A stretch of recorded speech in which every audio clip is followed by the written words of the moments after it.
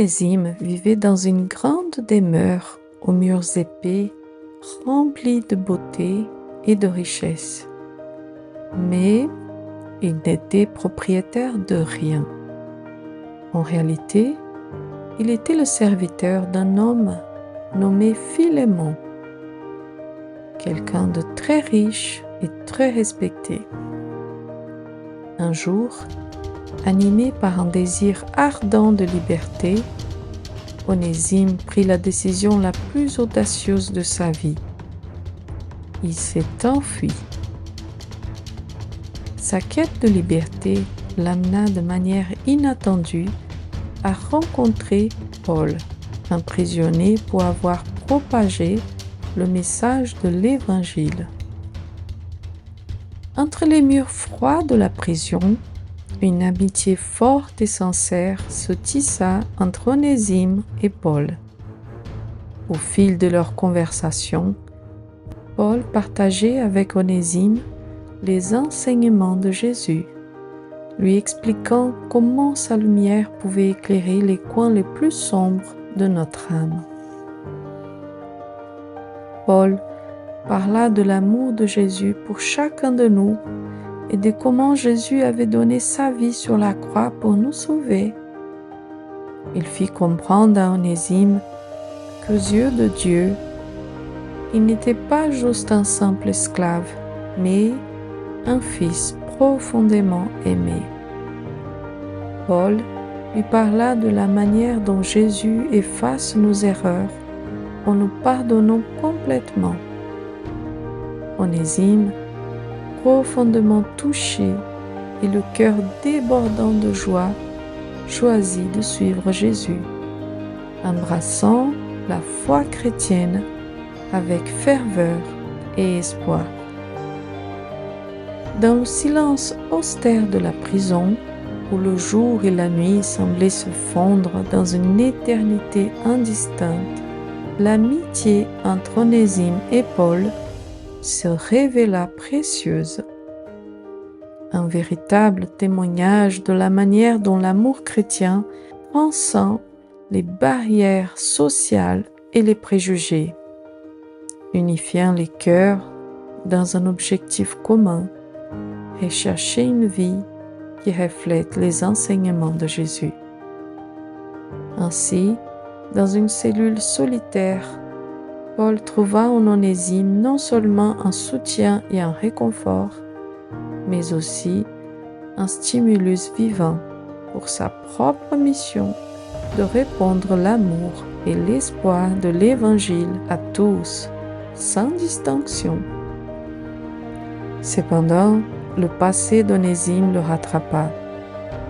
Il était toujours un fugitif et une ombre planait sur sa nouvelle vie.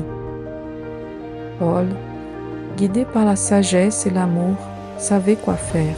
Il a pris sa plume et, dans les limites de sa prison, rédigea une lettre empreinte de compassion et de vérité à Philémon, le maître d'Onésime.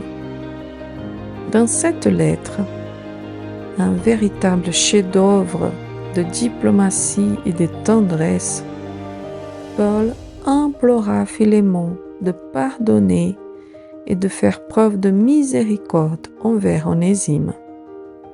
Mais il ne s'arrêta pas là. Il demanda à Philémon de considérer Onésime non plus comme un esclave fugitif, mais comme un frère en Christ. Paul souligna la transformation d'Onésime, son engagement envers la foi et l'importance de l'amour et du pardon chrétien. Cette histoire nous enseigne l'importance de regarder au-delà des apparences et des erreurs passées des gens. Nous rappelons que tous méritent une seconde chance. Elle parle du pouvoir transformateur de l'amour et de la foi en Jésus. Et comment parfois, il suffit d'une lettre, d'un geste ou d'une parole pour changer une vie. Comme Onésime, nous faisons aussi des erreurs, plus ou moins graves. L'important, c'est de se repentir.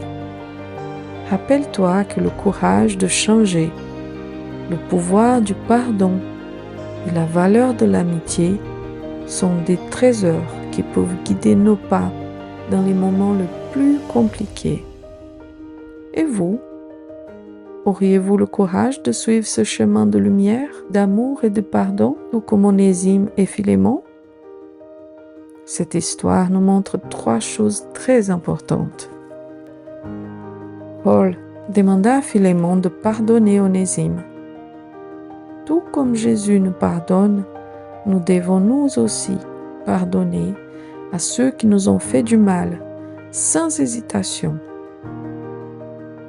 La vie d'Onésime a été totalement transformée en rencontrant Jésus. Peu importe l'ampleur de notre passé, nous pouvons toujours changer et devenir meilleurs. Jésus a le pouvoir de transformer les personnes. La véritable amitié est très précieuse. Paul considérait Onésime comme son fils et Philémon comme son frère. Les véritables amitiés vont au-delà des différences sociales et peuvent changer des vies. On prie?